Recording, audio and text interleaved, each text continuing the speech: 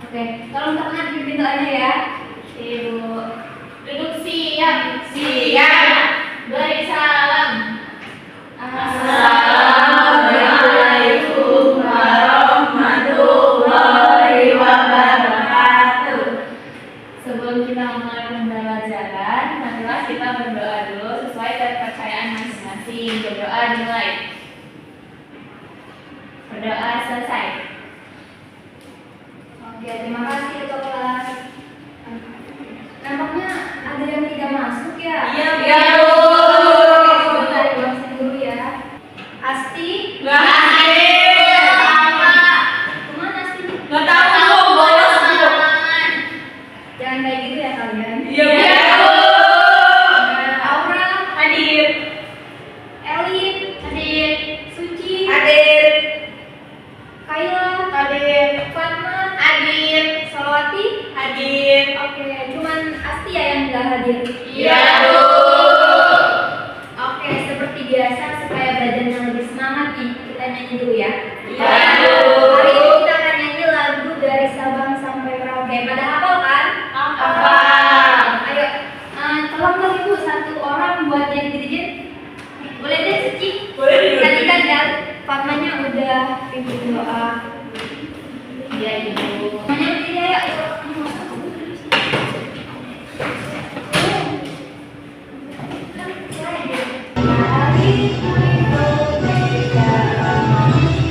Sabang sampai Merauke berjajar pulang-pulang, sambung menyambung menjadi satu. Itulah Indonesia. Indonesia tanah airku, aku berjanji padamu, menjunjung tanah airku, tanah airku Indonesia.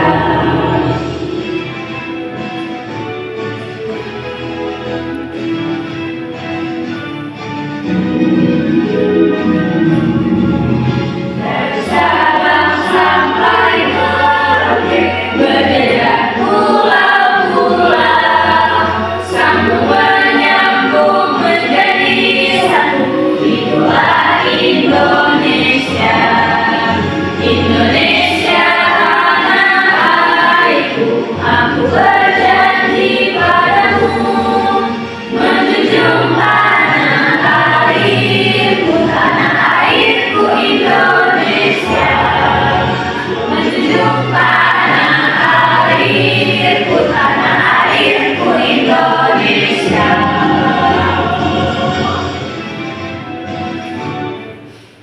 Oke, silakan Ibu Suci. Terima kasih ya Suci. Iya. Silakan Ibu.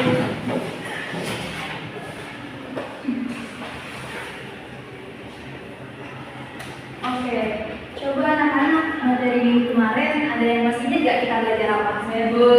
Prinsip persatuan dan kesatuan. Ya, benar banget ya kata Suci. Kita minggu kemarin sudah membahas tentang prinsip persatuan dan kesatuan, yang dimana prinsip itu sangat penting. Mengingat Indonesia kita ini kan sangat kaya akan keberagaman. Seperti yang sudah kita nyanyikan ya, dari Sabang sampai Merauke tentu saja beragam sukunya, agama seperti itu. Nah, pada pertemuan kali ini kita akan membahas tentang sebentar ya.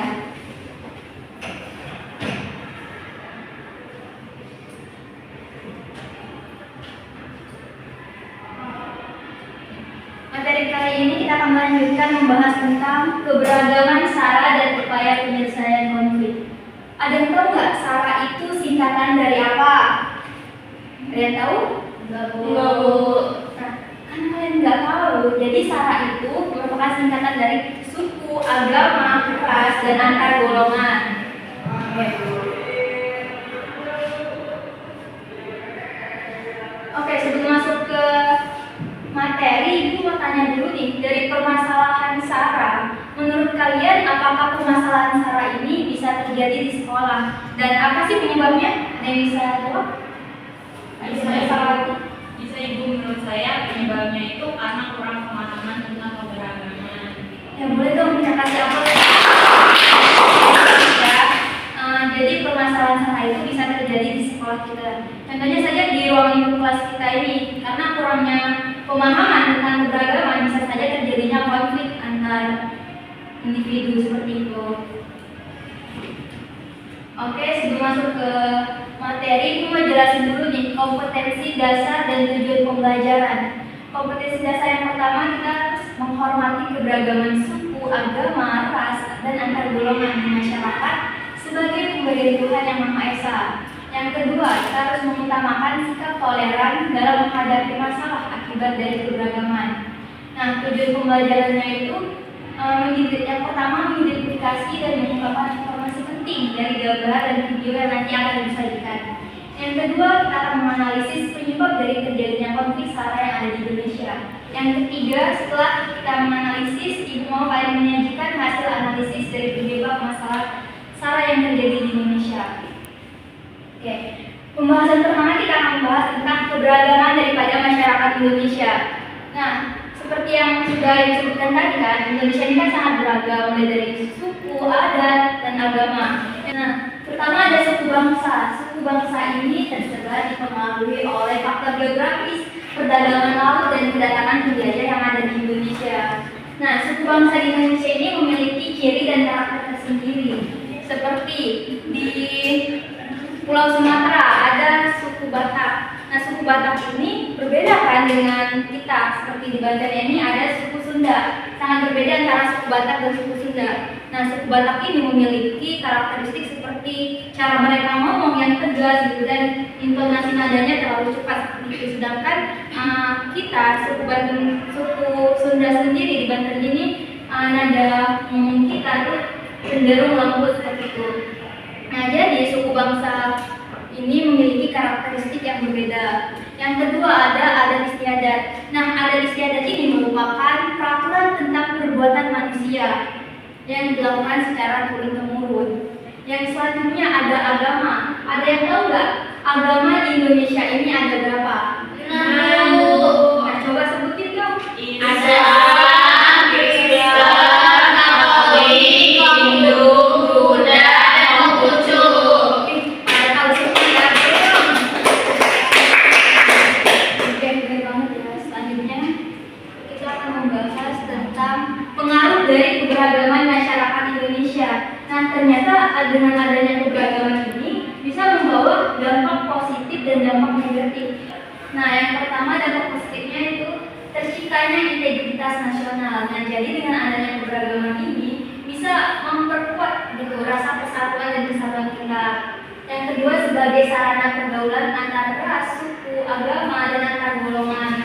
Nah, dengan adanya keberagaman ini tentu saja membuka peluang kita untuk berkomunikasi, untuk berbagi informasi mengenai suku-suku yang ada di Indonesia seperti itu. Yang ketiga, memperkaya khasanah budaya bangsa. Nah, jadi selain dampak positifnya juga ada dampak negatif. Dampak negatif yang pertama yaitu terciptanya konflik dalam masyarakat. Yang kedua, munculnya sikap primordialisme dan etnosentrisme. Ada yang tahu nggak apa itu sikap primordialisme dan etnosentrisme? Ada yang jawab? Siapa nih yang mau jawab? Salawati apa? Salawati. Oke, boleh Salawati. Saya tahunya cuma endosentrisme. Endosentrisme ini itu pandangan yang menganggap suku bangsanya sendiri lebih unggul dibandingkan suku yang lain.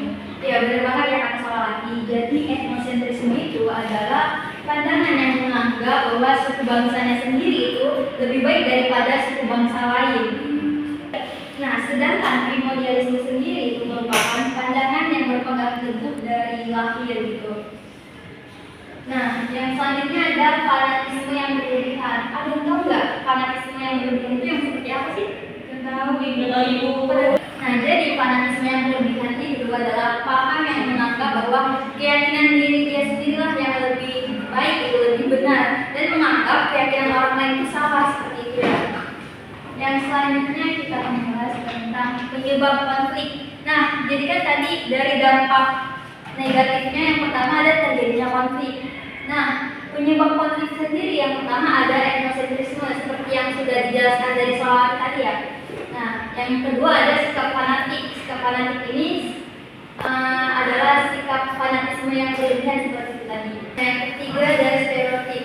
Ada yang tahu nggak stereotip kayak apa? Membaur. Nah, jadi stereotip itu merupakan prasangka negatif terhadap kelompok tertentu. Nah, ada yang bisa kasih contoh nggak dari sikap stereotip tersebut? Saya itu Boleh salah satu?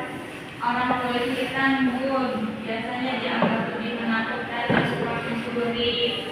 Ya benar ya kata Salawati tadi. Contoh dari stereotip itu seperti orang kulit hitam yang dianggap mengerikan, menakutkan, atau dianggap suka mencuri seperti itu.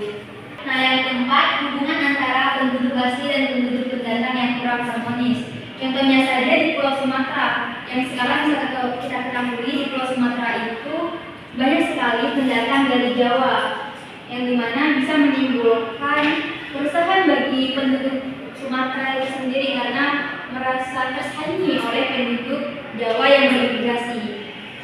Selanjutnya, nah dari konflik itu tentu saja ada upaya pencegahan konflik. Yang pertama adalah preventif. Ada yang tahu nggak preventif itu upaya pencegahan konflik dengan cara apa? Nggak tahu. Nah, preventif ini adalah upaya untuk mengatasi terjadinya konflik. Nah, itu bisa kita lakukan contohnya dengan kita bekerja sama dan saling toleransi antara umat-umat yang berbeda. Gitu. Yang kedua ada reprensif.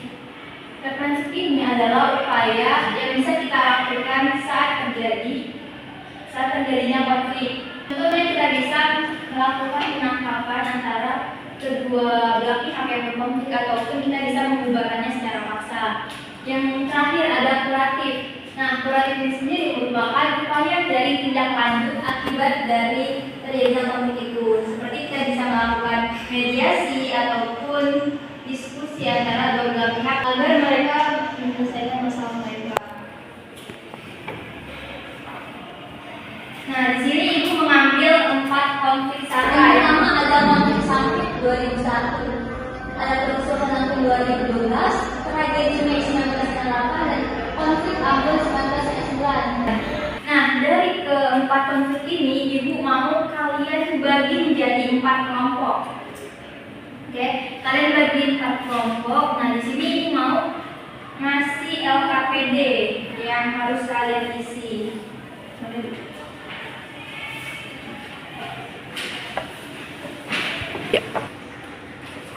Oke, anak-anak semuanya sudah mendapatkan LKPD kan? Sudah. Oke, ibu akan jelasin cara mengisi LKPD-nya. Nah, bisa kalian lihat dari depan, ini adalah langkah-langkah mengisi LKPD.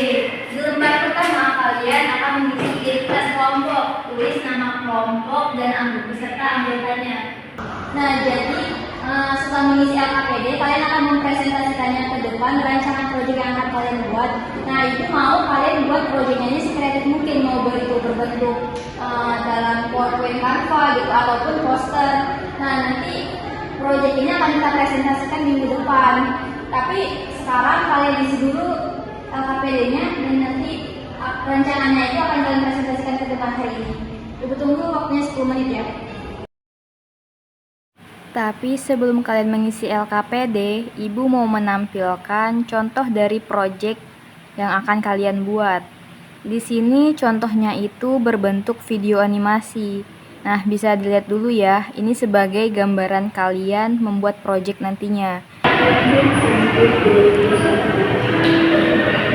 Konflik ini terjadi antara suku Dayak asli dan warga imigran dari Madura.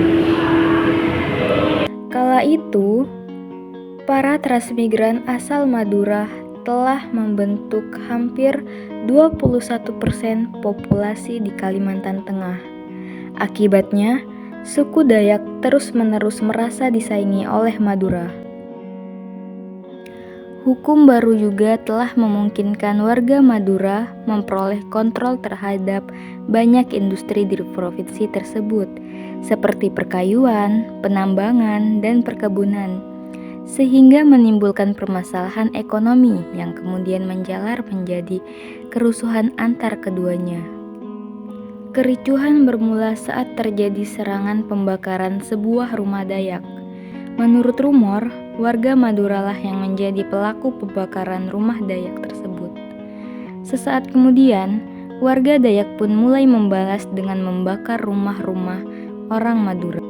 Situasi kericuhan diperparah dengan kebiasaan dan nilai-nilai berbeda yang dimiliki keduanya, seperti adat orang Madura yang membawa parang atau celurit kemanapun, membuat orang Dayak berpikiran bahwa tamunya ini siap untuk berkelahi. Ketegangan semakin memuncak setelah terjadi perkelahian di sebuah tempat hiburan desa Ampalit. Seorang etnis Dayak bernama Sandong tewas akibat luka bacok yang ia dapat. 2 hari setelah peristiwa tersebut, 300 warga Dayak mendatangi lokasi tewasnya Sandong.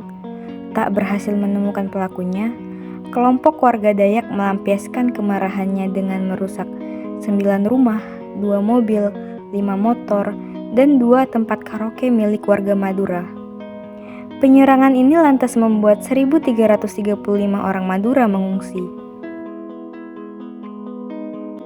Dari konflik sampit ini, sedikitnya 100 warga Madura dipenggal kepalanya oleh suku Dayak. Konflik sampit sendiri mulai meredah setelah pemerintah meningkatkan keamanan, mengevakuasi warga, dan menangkap provokator. Untuk memperingati akhir konflik ini, dibuatlah perjanjian damai antara suku Dayak dan Madura. Guna memperingati perjanjian damai tersebut, maka dibentuk sebuah tugu perdamaian di Sampit.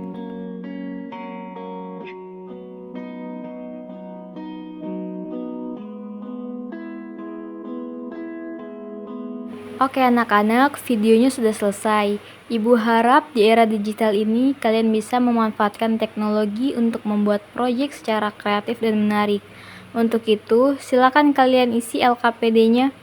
Ibu beri waktu 10 menit dari sekarang. Gimana kelompok Salawati sama Erin, ada kesulitan nggak? Oke, aman ya berarti. Bilangnya diskusi kelompoknya. Gimana kelompok Aura, ada kesulitan isinya? Aman ya, aman. Silakan dilanjut diskusinya.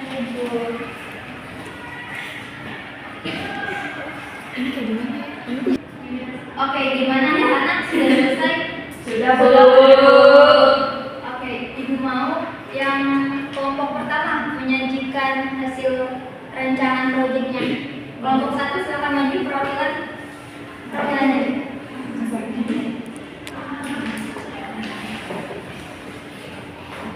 Assalamualaikum warahmatullahi wabarakatuh. Jadi saya perwakilan dari kelompok 1.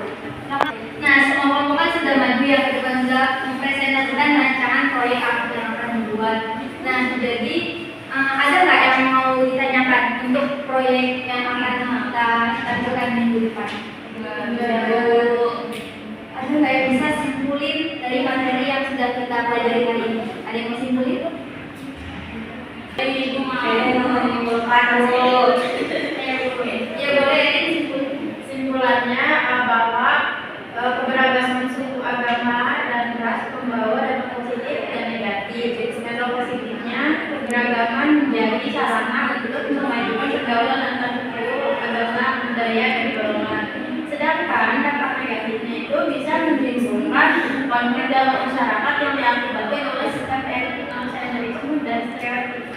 Ya boleh dong kita kasih pelajaran dengan perusahaan. Nah, jadi ibu harap dari pembelajaran kali ini kita tuh bisa saling menghargai antar perbedaan suku, agama, ras, ya. Nah, ibu rasa pembelajaran kita hari ini sudah cukup ya. Nah, jadi ibu mau kalian minggu depan presentasikan hasil dari rancangan proyek kalian. Jadi ibu harap kalian membuat video animasinya secara kreatif dan menarik. Nah, mungkin segitu saja pembelajaran dari ibu hari ini. Tolong dong dipimpin buat doa penutup. Baik, setelah melakukan pembelajaran, baiknya kita membaca hamdalah. Alhamdulillahirabbil